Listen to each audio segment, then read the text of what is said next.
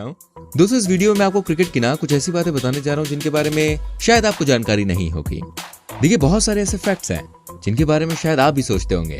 अच्छा आप मुझे बताइए, क्या आप जानते हैं एक विकेट सेट जो होता है उसमें 3 स्टंप्स ही क्यों होते हैं? मतलब एक भी हो सकता था, 2 भी हो सकते थे, 5 भी हो सकते थे, 3 ही क्यों? क्या आपने कभी सोचा है मैच जीतने के बाद विकेट को कोई भी एक प्लेयर अपने साथ घर क्यों ले जाता है? यहाँ तक कि दोस्तों जब हमारी टीम इंडिया किसी होटल में रुकती है तो आप जानते हैं उसके रुकने का जो खर्चा होता है वो कौन करता है? ठीक है, ऐसे बहुत सारे सवाल हैं जिनके जवाब शायद आपको नहीं पता होंगे या हो सकता है आप उनके बारे में सोचते भी होंगे यार ऐसा क्यों होता है। तो इन सारे सवालों के जवाब आपको मिलेंगे आज की इस वीडियो में। बस आपसे रिक्वेस्ट करूंगा सारे सवालों के जवाब जानने के लिए हमारी वीडियो को एंड तक देखिएगा और प्लीज हमारी वीडियो को लाइक कर दीजिए, चैनल को सब्सक्राइब कर दीजिए, बेल आइकन प्रेस कर दीजिए जिससे आपसे हमारी कोई भी वीडियो मिस ना हो। तो आइए शुरू करते हैं आज की interesting video. Number 4, 3 stumps in cricket. दोस्तों जब भी हम क्रिकेट देखते हैं तो हम ये चीज भी देखते हैं यार 3 स्टंप्स लगे हुए होते हैं। आपके दिमाग में कभी ना कभी ये सवाल आया होगा कि ये 3 विकेट्स ही क्यों लगे हुए होते हैं? मतलब इसकी जगह एक लकड़ी का बोर्ड भी लगाया जा सकता है। चलिए मैं आपको इसका जवाब देता हूँ, ठीक है। दोस्तों जब क्रिकेट की शुरुआत हुई थी तब क्रिकेट में विकेट के लिए 2 स्टंप्स लगा करते थे। जी हाँ 2, और साथ ही एक बेल लगती थी। जब भी क्रिकेट खेला जाता था तो ऐसे में जो बॉल होती थी वो हवा में फ्लो करती थी और इन दोनों स्टंप्स के बीच में से निकल जाया करती थी। ऐसे में यार पता ही नहीं चलता था कि बॉल बीच में से गई है या फिर इसके ऊपर से गई है। ये बताना बहुत मुश्किल हो जाता था क्योंकि उस टाइम पर थर्ड अंपायर नहीं हुआ करते थे, इतनी फैसिलिटीज नहीं हुआ करती थी और ना ही उस टाइम पे कैमरास हुआ करते थे। तो भाई इस प्रॉब्लम का सोल्यूशन निकालने के लिए बहुत सारे टेस्ट किए गए, बहुत सारे एक्सपेरिमेंट्स किए गए। सबसे पहले इसमें लकड़ी के बोर्ड का यूज किया गया, लेकिन जैसी हवा चला करती तो बोर्ड जो होता था वो गिर जाया करता था। उसके बाद ये सोचा गया क्यों नहीं यार इस बोर्ड को मिट्टी के अंदर गाड़ दिया जाए जिससे कि हवा चले तो ये गिरे भी नहीं, लेकिन बॉस ये वाला आइडिया भी फ्लॉप हो गया। उसके बाद ये डिसाइड किया गया कि 2 विकेट्स की जगह 3 विकेट्स ही लगाने होंगे, लेकिन बेल ना होने की वजह से ये पता नहीं चलता था कि बॉल उसके ऊपर से गुजरी है या फिर साइड से।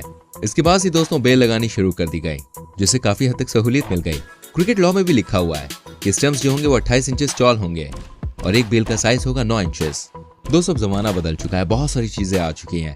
अब मॉडर्न टेक्निक की वजह से क्रिकेट में LED विकेट्स का इस्तेमाल हो रहा है। तो आपको स्टंप्स के बारे में जानकारी कैसे लगी प्लीज मुझे कमेंट करके जरूर बताइएगा, ठीक है।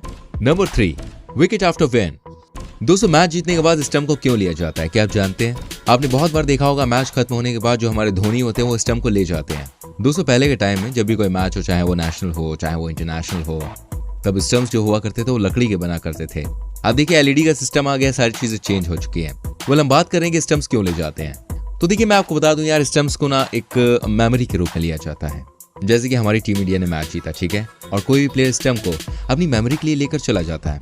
सबसे पहले इसे पवेलियन में लेकर जाते हैं एंड उसके बाद स्टंप को अपने घर ले जाते हैं। एक बात और मैं आपको बता दूं, मिडिल स्टंप जो होता है ना उसको किसी को नहीं दिया जाता। अब मिडिल स्टंप भाई साहब क्यों नहीं दिया जाता, ये सवाल आपके मन में कहीं ना कहीं अभी आ रहा होगा। तो देखिए इसका भी एक बड़ा सिंपल सा रीजन है। रीजन ये है कि विकेट में ना भाई कैमरा लगाया जाता है और वो जो कैमरा होता है वो मिडिल स्टंप में ही लगा होता है। मिडिल स्टंप में कैमरा वायर को सेट कर दिया जाता है और वायर ग्राउंड के नीचे से एडिटिंग रूम तक पहुंचता है, जिसकी वजह से मिडिल स्टंप को अपने साथ ले जाना पूरी तरह से मना है। अगर कोई खिलाड़ी इस मिडिल स्टंप को लेकर जाना चाहता है तो उसके लिए सबसे पहले उसे स्टंप को वायर से कट करना पड़ता है और कैमरा हटाने के बाद आप उसको लेकर जा सकते हैं। LED स्टंप्स बनाने वाली कंपनी जिंक वो परमिशन नहीं देती है कि आप इन स्टंप्स को उठाकर अपने घर ले जाएं। लेकिन अगर बाद में मान लीजिए कोई फाइनल मैच जीत जाता है तो उस फाइनल मैच के बाद पूरी तरह से परमिशन लेने के बाद कोई भी एक प्लेयर इस स्टंप को लेकर जा सकता है, अपने घर में ले जाके मेमोरी के तौर पर रख सकता है। जी हाँ। Number 2, ball tampering. दोस्तों हम सभी जानते हैं क्रिकेट में बॉल टैंपरिंग की जाती है, लेकिन बॉल टैंपरिंग कैसे की जाती है या फिर बॉल टैंपरिंग से भाई फायदा किसको होता है, ये सब मैं आपको बताता हूँ, ठीक है। देखिए बॉल टैंपरिंग यानी कि बॉल के साथ छेड़छाड़ करना होता है, इसको इंग्लिश में कहते हैं बॉल टैंपरिंग। ये 2 तरीके से की जाती है, एक तो लीगल बॉल टैंपरिंग और दूसरी होती है इलीगल बॉल टैंपरिंग। सबसे पहले हम बात करेंगे लीगल टैंपरिंग की, ठीक है। देखिए मैच देखने के दौरान कई बार आपने ये चीज देखी होगी, फील्डर हो या फिर बॉलर हो, वो बॉल को अपनी शर्ट से या फिर अपनी पैंट से जोर जोर से खींचता है। अब देखिए ऐसा वो इसलिए करता है जिससे जो बॉल होती है ना उसके हिस्से पर शाइन आ जाए और बॉल जो होती है वो स्विंग करने लग जाती है। फिर बॉल टप्पा खाती है जिससे बैट्समैन यार इस बात का अंदाजा नहीं लगा पाता है कि बॉल स्विंग कर रही है या फिर नहीं। ऐसा करने से दोस्तों आउट होने के जो चांसेस होते हैं वो कहीं ना कहीं बढ़ जाते हैं। लीगल टैंपरिंग में बॉलर अपनी लार से बॉल को शाइन करते हैं। ऐसा करने से बॉल हवा में स्विंग होने लगती है। अब मैं आपको बता दूं आज कोरोना की वजह से क्रिकेट में ऐसा करने की परमिशन नहीं है, कोई भी ऐसा नहीं कर सकता है, लेकिन आमतौर पर बॉल पर लार लगाना एक तरह से लीगल टैंपरिंग के अंदर आता है।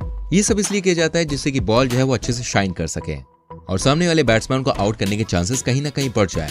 अब बात करते हैं हम यहाँ पर इलीगल टैंपरिंग की। दोस्तों इलीगल टैंपरिंग क्यों की जाती है मैं आपको ये बताऊंगा, ठीक है। देखिए इलीगल टैंपरिंग के अंतर्गत बॉल के संग छेड़छाड़ करना और बॉल की शेप को चेंज करने की कोशिश करना ये पूरी तरह से इलीगल है। बॉल के ऊपरी हिस्से को उठा देना और फिर अपने नाखून से एक हिस्से को घिस देना और किसी नुकीली चीज से उस पर स्क्रैचेस डालना यह पूरी तरह से गलत है। इसके बाद कोई भी बेस बॉलर हो या फिर स्पिन बॉलर हो, वो बॉलिंग करने जब जाता है ना, तो बॉल टप्पा खाकर अनएक्सपेक्टेडली स्विंग हो जाती है और सामने वाले बैट्समैन को लगता है कि जैसे ही वो इतनी देर से पिच पर खेल रहा है, अब भी बॉल वैसे ही बैट पर आएगी, जिससे उसे इस बात का डर नहीं होता है कि बॉल के संग कुछ गड़बड़ की गई है या फिर नहीं। वो बैट को वैसे ही घुमाता है जैसे उसे घुमाना है, लेकिन उसका अंदाजा बिल्कुल गलत साबित हो जाता है और वो बड़ी आसानी से आउट हो जाता है। इसलिए सारी देखरेख अंपायर की निगरानी में होती है। अंपायर हर ओवर के बाद बॉल को चेक करता है। अगर उसी बीच में बैट्समैन चाहे तो रिक्वेस्ट करके अंपायर से कह सकता है कि बॉल को चेक कर लीजिए। इलीगल बॉल टेम्परिंग में 5 लेवल होते हैं दोस्तों। बॉल टेम्परिंग जितनी ज्यादा लेवल की होगी, पनिशमेंट उतनी ही ज्यादा दी जाएगी। अब मैं आपको बताता हूँ, ऐसा करने से कोई भी एक प्लेयर 1 साल के लिए या फिर हो सकता है कि लाइफ टाइम के लिए सस्पेंड कर दिया जाए।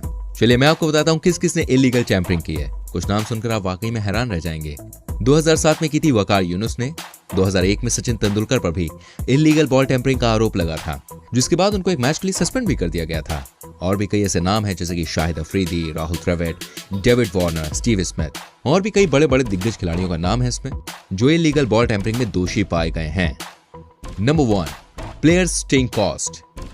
दोस्तों, किसी भी मैच के लिए जब कोई टीम जीतती है या फिर कोई टीम हारती है, मैच खेलने के बाद ये प्लेयर सीधे अपने होटल में जाते हैं, जहां रहने का उनका अच्छा अरेंजमेंट होता है। लेकिन क्या आप जानते हैं इन प्लेयर्स पर कितना खर्चा किया जाता है? इनको खाने पीने रहने की हर फैसिलिटी बहुत अच्छी दी जाती है। हाई क्लास फैसिलिटीज मिलती है सबको। अब भाई साहब, इन सबके पीछे पैसा कौन खर्च करता है और कितना खर्चा होता है? चलिए मैं आपको बताता हूँ। देखिए, जब भी बाहर का दौरा होता है ना, इन प्लेयर्स को रिपोर्ट जोन से लेकर फ्लाइट तक सारे टीम मेंबर्स को एक ही जगह रिपोर्ट करना होता है। तो वहां पर कैंप होने के बाद ये टीम मेंबर्स अपनी डेस्टिनेशन कंट्री पर चले जाते हैं और ये सब खर्चा वहां की कंट्री करती है जहां पर मैच होने वाला होता है। जी हाँ दोस्तों, उसी कंट्री को सारा खर्चा करना पड़ता है। मान लीजिए 2 या 3 टीमों के बीच में मैच होना है, तो जहां पर इन टीम्स की डेस्टिनेशन होती है, वहीं की कंट्री इन टीम्स को सारी फैसिलिटीज प्रोवाइड कराती है और साथ ही साथ आईसीसी की तरफ से भी इन प्लेयर्स को फंड दिया जाता है। इसके अंदर मैनेजमेंट स्टाफ होता है, डॉक्टर्स होते हैं, ट्रेनर्स होते हैं और ये सब खर्चा सिर्फ क्रिकेटर्स के लिए नहीं बल्कि इनके पूरे स्टाफ के लिए किया जाता है। आपको बता दूं, जितने भी क्रिकेटर होते हैं जो आउट ऑफ कंट्री जाते हैं, उन सब का इंश्योरेंस पहले ही करवाया जाता है। इन सारे प्लेयर्स पर दोस्तों बहुत पैसा खर्च होता है। तो दोस्तों, मैंने आपको क्रिकेट की 4 महत्वपूर्ण जानकारियां दी जो शायद आप नहीं जानते होंगे आज से पहले। मुझे उम्मीद है आपको वीडियो अच्छी लगी होगी। ऐसी बहुत सारी इन्फॉर्मेशन मैं आपको हमेशा देता रहूंगा। मेरी वीडियोस को देखने के लिए जल्दी से हमारे चैनल को सब्सक्राइब करें, बेल आइकन को प्रेस करें ताकि आपसे हमारी कोई भी वीडियो मिस ना हो। प्लीज हमारी इस वीडियो को लाइक कीजिएगा, शेयर कीजिएगा, कमेंट करके बताइएगा कैसी लगी। ठीक है, मिलता हूँ आपसे अगली वीडियो में। Till then bye bye, take care मेरी चैनल।